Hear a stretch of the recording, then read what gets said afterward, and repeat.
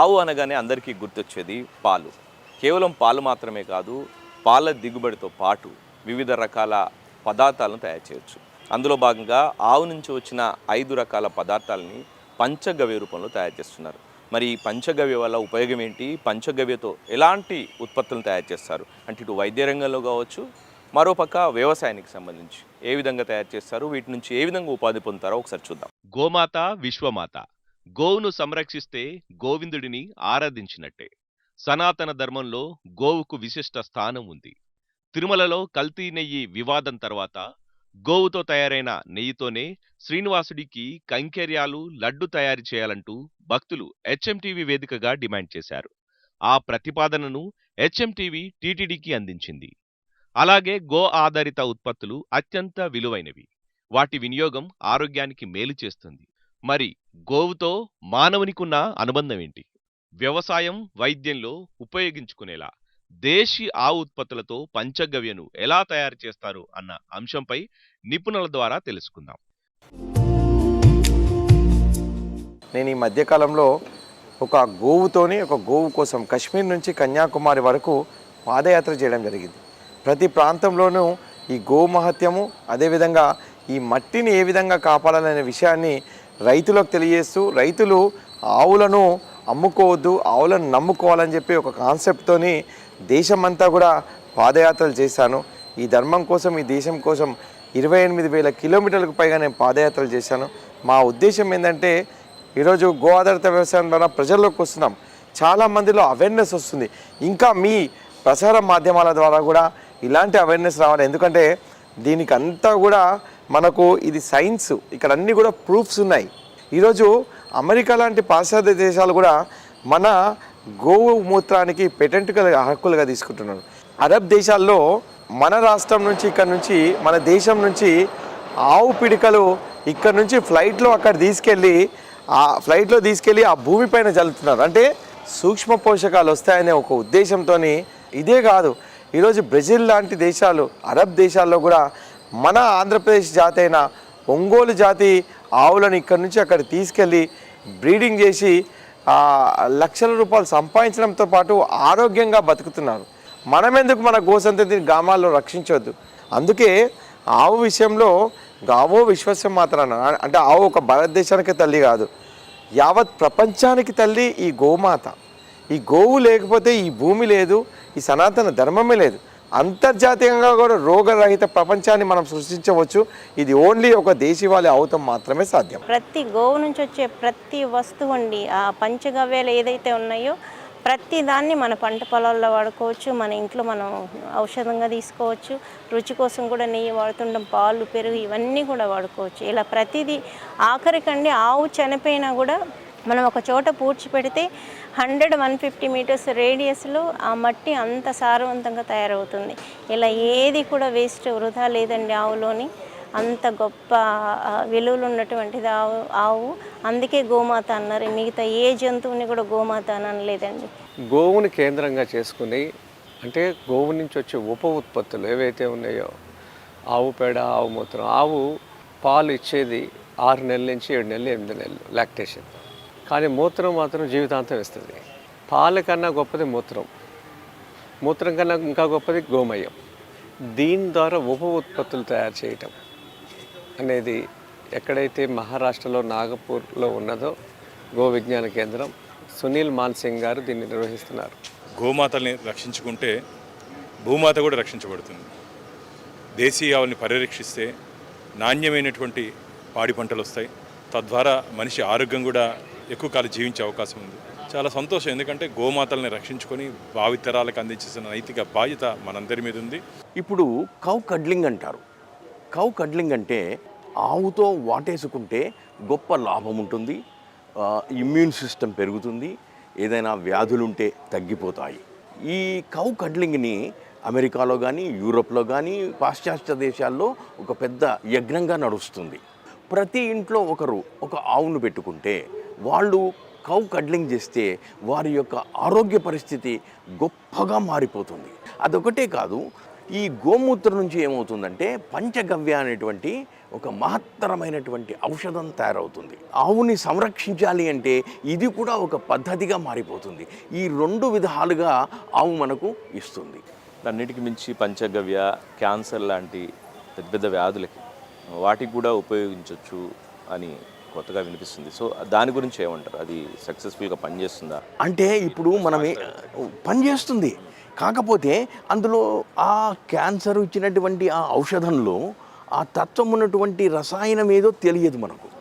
దాన్ని నిర్ధారించాలి. ఆ తర్వాత దాని యొక్క మోతాదు ఎంతో తెలుసుకోవాలి, అది నిర్ధారించాలి. ఆ తర్వాత దాన్ని చెప్తే అప్పుడు మనకు ముందు మంచిగుంటుంది. ఇది జనరల్ ప్రొసీజర్. ఇవన్నీ నిర్ధారించుకుంటూ పోతే, ఒక డాక్యుమెంట్ తయారు చేసుకుంటూ పోతే అది తరతరాలుగా పనిచేస్తుంది. ఇంటికి ఒక గృహంలో ఒక గోవు అనేటువంటిది ఉపయోగించుకోగలిగితే ఆ ఇల్లు చాలా ఆరోగ్యకరంగా, ఆనందదాయకంగా, అన్ని విధాలా కూడా ఉపయోగంగా ఉంటుంది. కాబట్టి ఈ ప్రపంచవ్యాప్తంగా ఈ గోవుల్ని మనం కాపాడుకోవాలి. ఒక ఆవు నుంచి ఒక మనిషి ఎంతలాగా ఇన్కమ్ జనరేట్ చేసుకోవచ్చనో లేకపోతే ఇంకోటి ఏదో కాకుండా అసలు మనిషి బతకడానికి ఆవు ఏ రకంగా సహాయపడుతుంది. పుట్టిన తర్వాత వెంటనే అది గోమయం ఇస్తుంది, గోమూత్రం ఇస్తుంది. గోమూత్రం నుంచి మనం మందులు చేసుకోవచ్చు, లేదా ఎరువులు చేసుకోవచ్చు. ఇదొకటి ఉపయోగం. ఆవు పుట్టినప్పటి నుంచి చనిపోయేదాకా పాల నుంచి కానీ, గోమూత్రం నుంచి కానీ, గోమయం నుంచి కానీ అన్నిటి నుంచి మనకి ఎకనామికల్గా హెల్ప్ చేస్తుందే తప్ప ఆవు ఎవరికి బర్డన్ కాదు. ఒకప్పుడు పాడి పంట అనేది ఉండేది. ఎందుకు రైతులు అమ్మేస్తున్నారు? వాళ్ళకి పంటలో నష్టమైంది కాబట్టి వాళ్ళు అమ్మేస్తున్నారు. నా సజెషన్ ఏంటంటే వాళ్ళకి గైడెన్స్ లేక మన వాళ్ళు అమ్మేస్తున్నారు. ఒక ఆవు 5 ఎకరాల పంట పండిస్తుంది సార్. గో ఆధారిత ప్రోడక్ట్స్ చేస్తే పంచగవ్య ట్రీట్మెంట్ ఇవ్వచ్చు, పంచగవ్య ప్రోడక్ట్స్ తీసుకోవచ్చు. ఏ విధంగా అయినా సరే అది 100% లాభసాటి. సాధారణంగా ఆవు పాల నుండి వచ్చే ఆదాయం కంటే రైతుకు ఆవు పాలతో పాటు ఆవు పేడ, ఆవు మూత్రంతో రకరకాల ఉత్పత్తులను తయారు చేయవచ్చు. ఈ ఉత్పత్తులను ప్రత్యేకంగా మార్కెట్ చేసుకునే అవకాశం ఉంది. మరి ఇందుకు సంబంధించి ఎలాంటి స్టార్టప్లు మొదలు పెట్టవచ్చు, అందులో ముఖ్యంగా మహిళలకు సంబంధించి ఏ విధంగా వీటిని ఉపయోగించుకోవచ్చు? మనం ఆరోగ్యానికి ఎంత దూరం అవుతున్నాం అనేది ఎవరు ఆలోచించట్లేదు. ఇవాళ పల్లెల్లోకి వెళ్ళినా కూడా నేను రీసెంట్గా ఒక 3 ఎకరాలు కొని నేను అందులో ప్రకృతి వ్యవసాయం చేస్తున్నాను. ఆ విలేజ్ ఏదైతే ఉందో అక్కడ ఆ ప్రాంతంలో చూస్తే ఎవరింట్లో చూసినా కూడా గోవులు ఉండట్లేదు, వ్యవసాయం లేదు. వ్యవసాయం చేసినా కూడా కట్టలు తీసుకొని పోయి యూరియాలు ఇవన్నీ చల్లటం ఇలాంటివన్నీ అవుతాయి. అంటే భారంగా భావిస్తున్నారు. ఒకటి గోవుకి గ్రాసం కానివ్వండి, ఇలాంటివన్నీ కూడా చాలా అదనపు ఖర్చులు అన్నట్టుగా భావిస్తున్నారు. పాలు ఒక్కటే చూస్తున్నారండి. పాలు 2 లీటర్లు 3 లీటర్లు పాలిస్తే దాని పోషణ ఇవంతా కూడా భారం అయిపోతుంది. సో పాలు ఒకటే కాదు, మనకు గోమూత్రము, గోమయంతో వచ్చేది చాలా ఆదాయం ఉంటుంది. సో వీటి ప్రజలందరూ కూడా ఒక ఆరోగ్యంగా ఉండాలి అని చెప్పి మనము గో ఉత్పత్తులను వాడటం ద్వారా ప్రజల్లో ఆరోగ్యంగా ఉంటారు. ఒక కుటుంబం నెలకి 1 కిలో నెయ్యి తీసుకొని గో ఉత్పత్తులు ఏదైనా కూడా దీపాలు కానివ్వండి, లేకపోతే అగరొత్తులు కానివ్వండి, ఏదైనా కానీ వాడితే కనుక ఒక ఆవును బ్రతికించిన వాళ్ళు అవుతారు. సో ఇది అందరిలో రావాలి. అమెజాన్ లాంటి పెద్ద పెద్ద సంస్థలు పేడ నమ్ముతుంది, మనకు క్లియర్గా అనిపిస్తుంది. అక్కడ రైతన్నతో ముక్కుయి అది కొనేసుకుంటారు, ఇక బయటికి పంపిస్తారు. దానికి వాల్యూ యాడ్ అవుతుంది. వాళ్ళకి తెలుసు ఎలా అమ్మాలో, ఎంత కమ్మాలో. మన రైతన్నకు తెలియదు, మన ఆర్డినరీ సిటిజన్కు తెలియదు. ఆవును పెంచడం ఒక ఎత్తు అయితే, ఆ పెంచిన ఆవు ద్వారా మనం ఉత్పత్తులను తయారు చేసుకోవడం, వాటిని మార్కెట్ చేసుకోవడం, ఇవన్నీ చాలా ముఖ్యమైన. దీనికి ఏం చేయొచ్చు అంటే మన గవర్నమెంట్ గారు ఒక చిన్న సెల్ లాగా తయారు చేసి, ఈ cell should interact with all the people who are working అని, because they cannot spend time. వాళ్ళకంత సమయం ఉండదు ఇవన్నీ నేర్చుకోవడానికి. ఈ విక్రయం ఏంటిది, మార్కెటింగ్ ఏంటిది, ఇవన్నీ వాళ్ళకి తెలియదు కనుక ఒక చిన్న సెంటర్ పెడితే వాళ్ళు తీసుకొని మీడియం పర్సన్ గవర్నమెంట్ తరఫున వీళ్ళు బయటకు, that will be very useful. Sir, కొంతమంది మాట్లాడినట్టు నిజంగా ఆవు పాల కంటే, రైతుకు ఆవు పాలు అమ్ముకోవడం కంటే వాటికంటే ఎక్కువ ఆవు మూత్రం పేడ నుంచి తయారు చేసిన ఉత్పత్తుల నుంచి ఎక్కువ లాభం వచ్చే అవకాశం ఉంది. అంటే కేవలం ఆవు పాలు ఇచ్చేది 6 నెలలే, కానీ 6 నెలలు మించి సంవత్సరం అంతా ఉత్పత్తుల మీద వచ్చే అవకాశం ఉంది. సో దీన్ని ఉపాధిగా మలుచుకుంటే ఎట్లా ఉంటుంది అంటారు ఇప్పుడున్న యూత్కి కానీ, లేకపోతే ఒక స్టార్టప్ లాగా కొత్తగా? అస్సలు ఏంటంటే ఈ విసర్జన పదార్థాలు ఉన్నాయి కదా, ఆవుమూత్రము, గోయము, ఇవి 2 ఎక్కువగా వాల్యూ ఉంటుంది. ఎందుకంటే మీరు ఇప్పుడు ఆవు యొక్క బొమ్మ చూసేస్తే లక్ష్మీ నివాసము ఎక్కడ ఉంటుందంటే పృష్ఠ భాగంలో ఉంటుంది. మనం ఇప్పుడు ఆవును మొక్కితే వెళ్ళి తోక భాగంలో మొక్కుతాం మనం. Which is rare. అక్కడ లక్ష్మీదేవి స్థానం ఉన్నది అందువల్ల.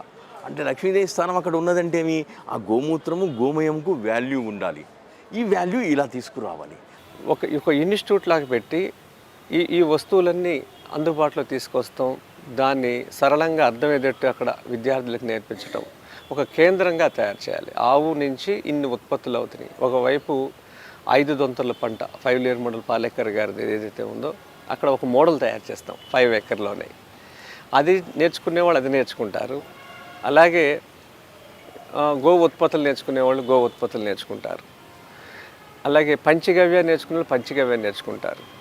ఇలా ఈ 3 సమీకృతంగా ఒక చోట కానీ చేయగలిగితే ఎక్కడికో వెళ్ళాల్సిన అవసరం లేదు. ఆవు నుంచి వచ్చే గవ్యములు అంటే గోమూత్రము, గోమయం, పాలు, వీటి నుంచి ఇవే కాక పెరుగు, నెయ్యి, ఈ 5 ఐటమ్స్ని కలిపి మనము పంచగవ్యలు అంటారు. దీని నుంచి మనకు ప్రతిరోజు వాడుకునే కొన్ని ఐటమ్స్, మనం ఉదయాన్నే పళ్ళు తోముకుంటాము. వాటికి సంబంధించి మార్కెట్లో వివిధ రకాల పేస్టులు ఉన్నాయి. అన్నీ కూడా రసాయన హానికరమే. దానికి సబ్స్టిట్యూట్గా మనము పంచగవ్యలో భస్మంతో తయారు చేసినటువంటి పళ్ళపొడిని వాడుకోవచ్చు. గోమయం పౌడర్తో చేసినటువంటి, ముల్తాని మట్టి కలిపినటువంటి ఎన్నో రకాల బాత్ పౌడర్లు, దాంతోపాటు సబ్బులు మన దగ్గర ఉన్నాయి, మనం తయారు చేసుకోవచ్చు.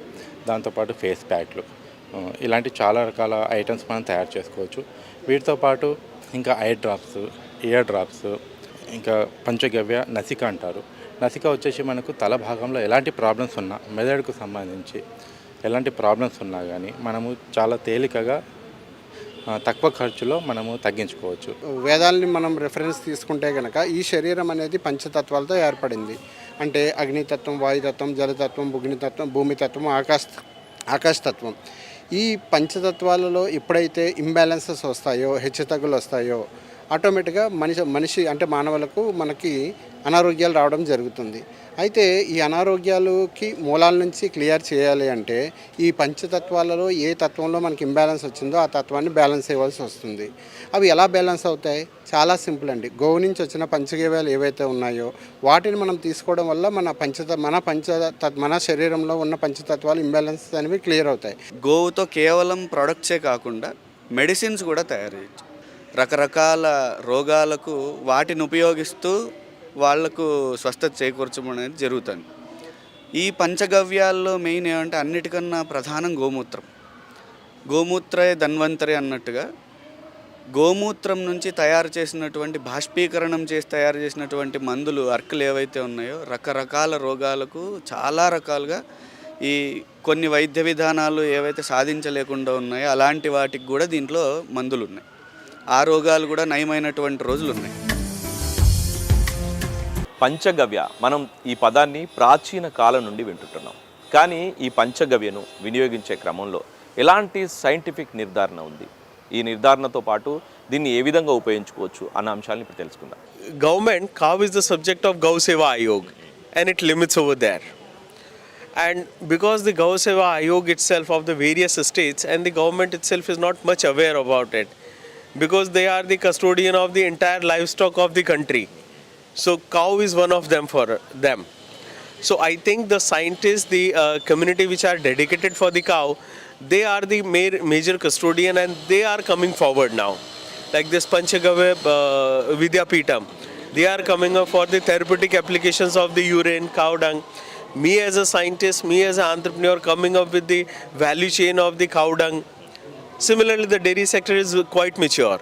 So actually the real stakeholders on the ground, they are trying to do the more publicity and awareness about the people. ప్రపంచంలో ఆవు అంటే జెర్సీ అయిన ఆవే, దేశీ అయిన ఆవే. మన దేశీ ఆవుకి ఇంకా దాని వాల్యూస్ ఎక్కువ ఉంటాయి కాబట్టి దాని రీసెర్చ్ లెవెల్లో ఇంకా డెప్త్ వెళ్తే బాగుంటుందని నా ఉద్దేశం. అదే యూనివర్సిటీ లెవెల్లో వస్తే ఇంకా డెప్త్ క్వశ్చన్స్ వస్తాయి. అది తక్కువ ఖర్చుతోటి ఎక్కువ లాభాన్ని క్యాన్సర్తో సహా పోగొడుతుంది.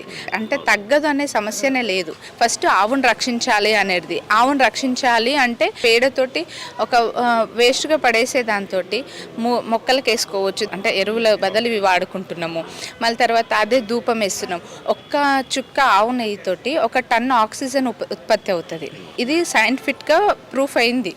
ఈ బడ్జెట్ సమావేశంలో ఏంటిది, ఆయుర్వేద ఒకటి, ఆ తర్వాత ఆయుష్ డిపార్ట్మెంట్ ఓపెన్ చేయడం అనేది, ఆ తర్వాత గో సంబంధిత సిద్ధాంతము ఆ చదువు సంబంధితమైనటువంటి జ్ఞానాన్ని కూడా ఇంప్రూవ్ చేయాలి అని చెప్పేసి వచ్చేసి దానికి ఒక బడ్జెట్ కేటాయించాలి.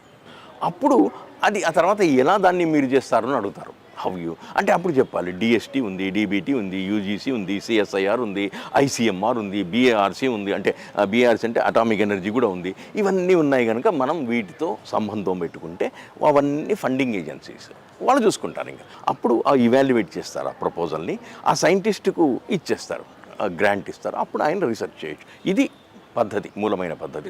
వరల్డ్ హెల్త్ ఆర్గనైజేషన్ ప్రకారము 4200 డిసీజెస్ ఉన్నాయి. కాబట్టి పంచగవ్య విజ్ఞానం అనేది మనకి పంచకోశ సిద్ధాంతానికి, సప్తధాతువులకి, త్రిదోషాలకి, త్రిగుణాలకి సమన్వయం చేసి ఒక వ్యక్తికి ఎటువంటి ఇంటిగ్రల్ అప్రోచ్లో హెల్త్ అనాలిసిస్ చేస్తే వాళ్ళకి మంచి మెరుగైనటువంటి పంచగవ్య మెడిసిన్ ఇవ్వగలుగుతాము.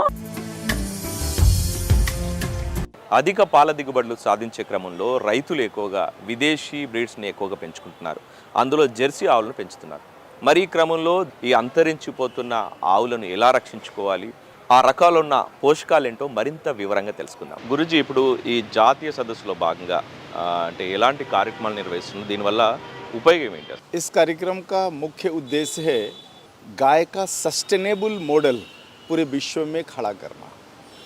गाय हमें क्या क्या दे सकती है, इन सभी का एप्लीकेशन लोगों को बताना. और उसमें जो सबसे बड़ा विषय हमारा होता है वो होता है चिकित्सा शास्त्र का. आज पूरी दुनिया बीमारियों से त्रस्त है, ग्रस्त है, और सबसे बड़ा खर्च एक जो स्पेशली मिडिल फैमिली की बात करूं तो उसके इनकम का एक बड़ा हिस्सा मेडिकल पर खर्च हो रहा है. गाय आधारित पंचगव्य चिकित्सा खड़ा करने के बाद ये समस्या का समाधान पूरे विश्व में मिल सकता है. और इसीलिए यह सम्मेलन जो है प्रति वर्ष भारत के अलग अलग राज्यों और अलग अलग तीर्थ स्थलों पर किया जाता है. ये जो सम्मेलन है 13वां सम्मेलन है. आंध्र प्रदेश का हमने चुनाव किया और आंध्र प्रदेश की जो पवित्र भूमि है तिरुपति, उसका चयन किया है. అసలు పంచగవ్య అంటే ఏంటి, ఈ పంచగవ్య ఎలా పనిచేస్తుంది? Our body is a compositions of 5 compound element. Soil is a compound element, water, fire, air and sky, this 5 compound elements से हमारा ये फिजिकल बॉडी बना है. तो एनी डिसबैलेंस जब इस फिजिकल बॉडी में होता है उसका मुख्य कारण होता है डिफिशियंसी ऑफ एलिमेंट्स. तो जैसे ही हम एलिमेंटल डिफिशियंसी को पूरा करते हैं वो बीमारियां ठीक हो जाती है. गाय हमें यही 5 कंपाउंड एलिमेंट देती है ऑन बायोटिक फॉर्म.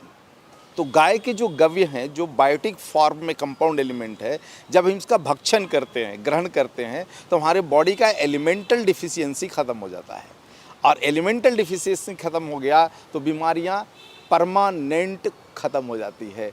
रीअक्रेंस की कोई संभावना यहाँ पर नहीं बनती है. इसलिए दुनिया में जितनी बीमारियां हैं सबका रेमेडीज़ పంచగవ్య के पास है. మీరు చెప్పినట్టు ఈ విధంగా తయారు చేసిన పంచగవ్యను అంటే ఎలాంటి వ్యాధులకు ఉపయోగిస్తారు? See, more than 300 of formulations we are teaching into these courses, not 1 or 2. ఇప్పుడున్న పరిస్థితుల్లో అంటే దేశీ ఆవులకు సంబంధించి పూర్తిగా అంతరించిపోతున్నాయి. మరి ఈ క్రమంలో ఈ పంచగవ్యను తయారు చేయడానికి అంటే కేవలం దేశీ ఆవు మాత్రమేనా, దేశీ ఆవుతో పాటు ఫారిన్ బ్రీడ్స్ జెర్సీ ఆవులను కూడా ఉపయోగించవచ్చా? This is cow. We can't say cow. Cow is a totally different animal. Maybe Holstein, Friesian, Jersey and cross. That is not cow. That is cow.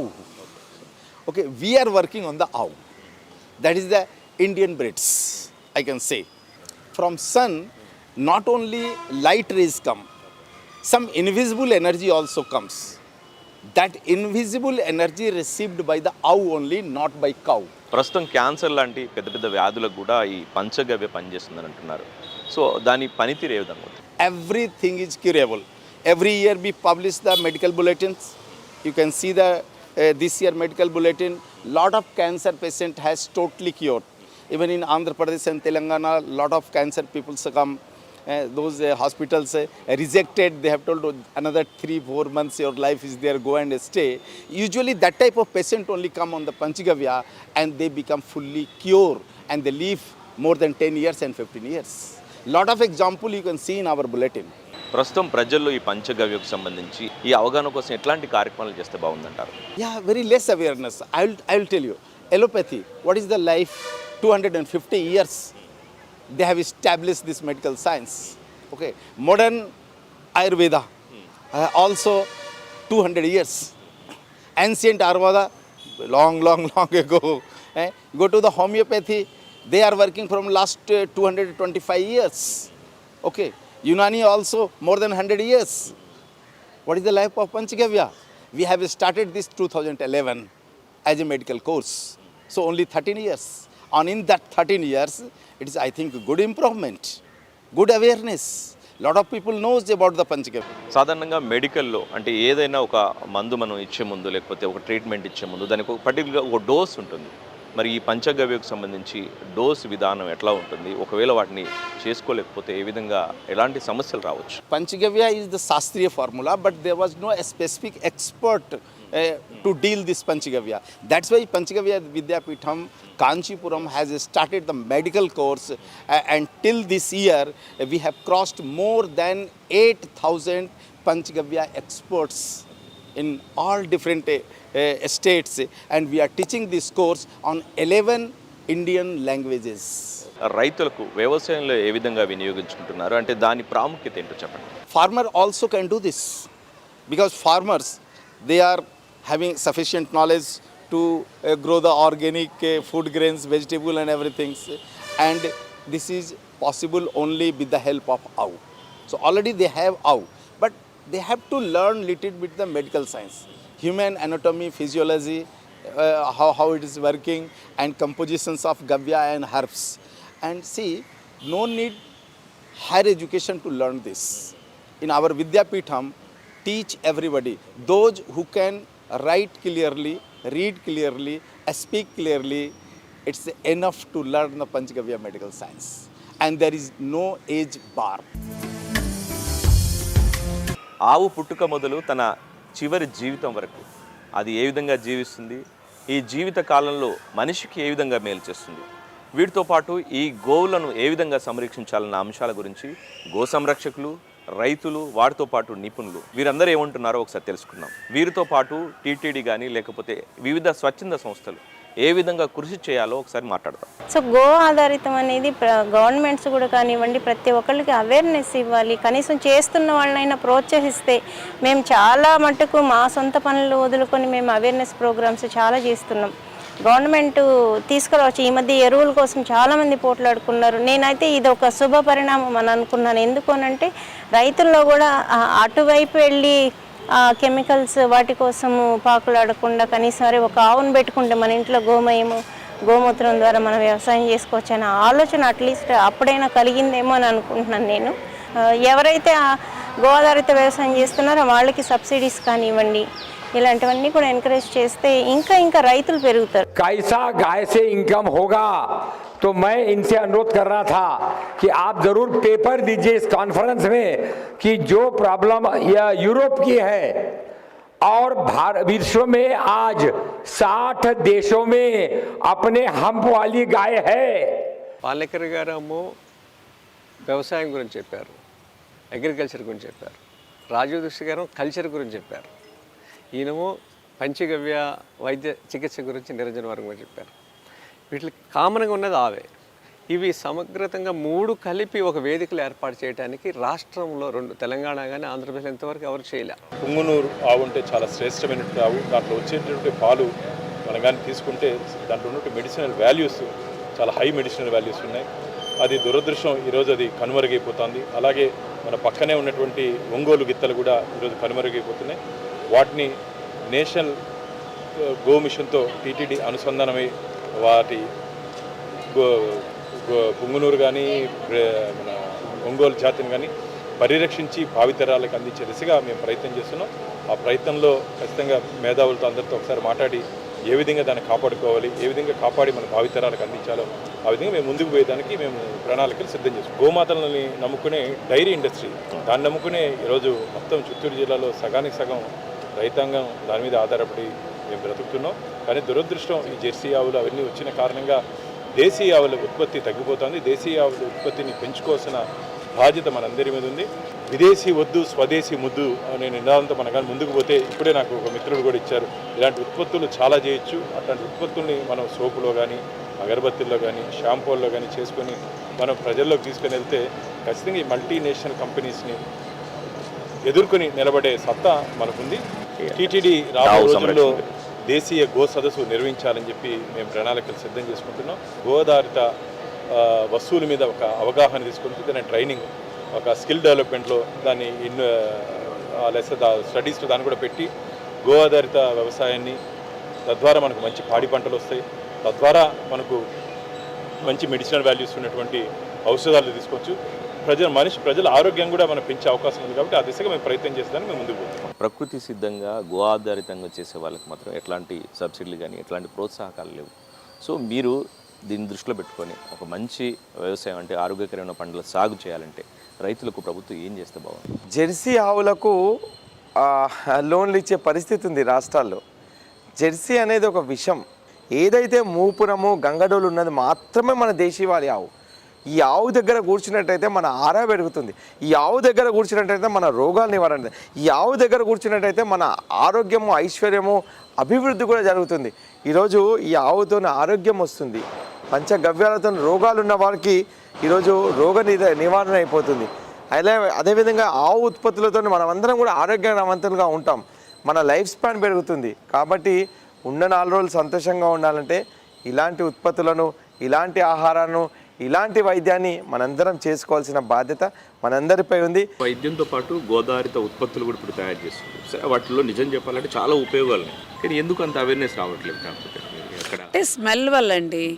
అంటే చాలాసార్లు మనకి ఏంటంటే ఈ షాంపూస్, సోప్స్, అర్కులు ఉంటాయి కదా, ఆ స్మెల్ వల్ల మనకి ఇది అవుతుంది. దాని విలువ పోకుండా ఆ వాసన, అంటే గోవుని ప్రేమించే వాళ్ళందరూ ఎటువంటి వాసన దాన్ని సువాసనగానే భావించి తీసుకుంటారు. కానీ న్యూట్రల్ పర్సన్స్ మందుల రూపంలో వాడాల్సి వచ్చినప్పుడు వాళ్ళు అవస్థపడుతున్నారు. కాబట్టి ఆ వాసన పోగొట్టే విధానం మనం చూడాలి. తిరుమల తిరుపతి దేవస్థానంతో గోశాల నిర్మాణం చేయాలి హైవే మీద. ఈ రోడ్ల మీద తిరిగే ఆవులన్నిటికీ అక్కడ షెల్టర్ ఉంటుంది. పేడంతా ఒకే చోట సేకరిస్తాం వల్ల అక్కడ ఇలాంటితో పాటు ధూప్ స్టిక్స్, లాక్స్ తయారు చేయాలి, పెద్దవి కట్టెలు. దీనివల్ల ఏంటంటే దహన సంస్కారాల హిందూ ధర్మంలో టైర్లతో కాలుస్తున్నారు, కార్బన్ డైఆక్సైడ్ పెరుగుతుంది వాతావరణంలో. అదే దీంతో కాలిస్తే వాతావరణం శుద్ధం అవుతుంది. మనందరికీ తెలుసు, వెంకటేశ్వర స్వామి వారి ప్రసాదమైనటువంటి లడ్డూలో ఏదేదో కలిపారని, అదని ఇదని చాలా వార్తలు విన్నాము. సో ఇలాంటి చోట్ల టీటీడీ వాళ్ళు చొరవ తీసుకొని వాళ్ళ ఆవుల్ని మంచి బ్రీడ్స్ని పెట్టి ఒక చోట సేవకులు రండి అంటే సేవకులు చేయడానికి కూడా సిద్ధంగా ఉన్నారు. సో వీరు చొరవ తీసుకొని వీరు చేస్తే బాగుంటుంది. 36-35 లీటర్లకు 1 లీటర్ నెయ్యి వస్తుందండి. సో దీని ద్వారా ఆవుల కోసం ఏదైతే గడ్డి పెంచుకుంటున్నారో ఆ మజ్జిగ, నెయ్యి తయారు చేసేటప్పుడు వచ్చే మజ్జిగని గడ్డి పెంచుకోవడానికి కూడా వాడుకుంటే చాలా మంచిది. మళ్ళీ బయట నుంచి ఇంకా అవి ఇవి తెచ్చుకోవాల్సిన అవసరం కూడా రాదు.